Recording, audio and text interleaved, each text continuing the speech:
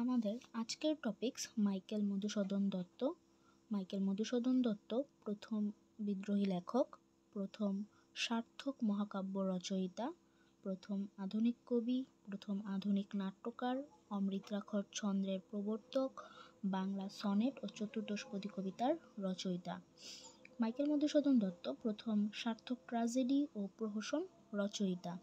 25 জানুয়ারি 1824 সালে যশোর জেলার কেশবপুরের সাগরদাড়ি গ্রামে জন্মগ্রহণ করেন। তার পিতা নাজনারায়ণ দত্ত, তিনি পেশায় উকিল, ও মাতা জাহ্নবী দেবী।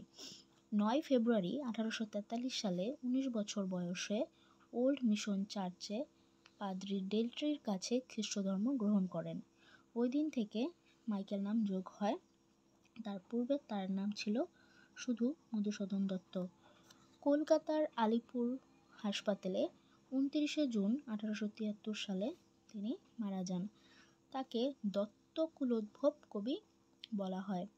মাদ্রাজে অবস্থানকালে তিনি হিন্দু ক্রনিকল পত্রিকায় সম্পাদকের কাজ করেন। মাদ্রাজে অবস্থানকালে তিনি Hindu chronicle, Madras circular, Spectator পত্রিকায় কবিতা লিখতেন। Hindu chronicle, Madras circular, Spectator পত্রিকায় তিনি কবিতা লিখতেন টিমোথি পেনপম ছদ্মনামে। তার প্রথম প্রকাশিত গ্রন্থের নাম দ্য ক্যাপটিভ লেডি। তার প্রথম প্রকাশিত বাংলা গ্রন্থের নাম শর্মিষ্ঠা। দ্য ক্যাপটিভ লেডির প্রকাশকাল 1849 সাল, আর বাংলা গ্রন্থের প্রকাশকাল 1859 সাল। তো ইংলিশ থেকে বাংলা গ্রন্থের প্রকাশকালের পার্থক্য 10 বছর।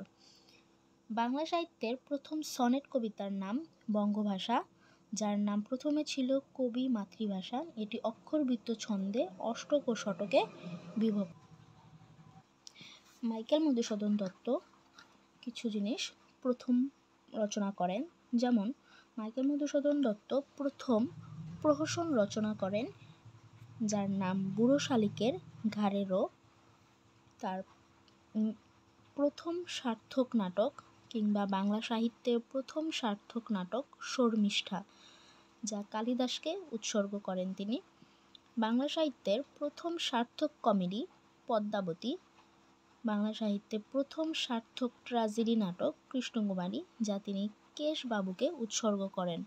বাংলা সাহিত্যে প্রথম অমৃতাক্ষর ছন্দে রচিত পূর্ণাঙ্গ গ্রন্থ তিলোত্তম সম্ভব, যা যতীন্দ্রমোহন বাগচিকে তিনি উৎসর্গ করেন।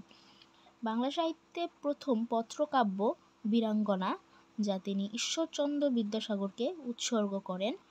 প্রথম পত্রকাব্য বীরাঙ্গনা অমৃতাক্ষর ছন্দে লেখা হয়েছে, যার মধ্যে মোট 11টি পত্র রয়েছে।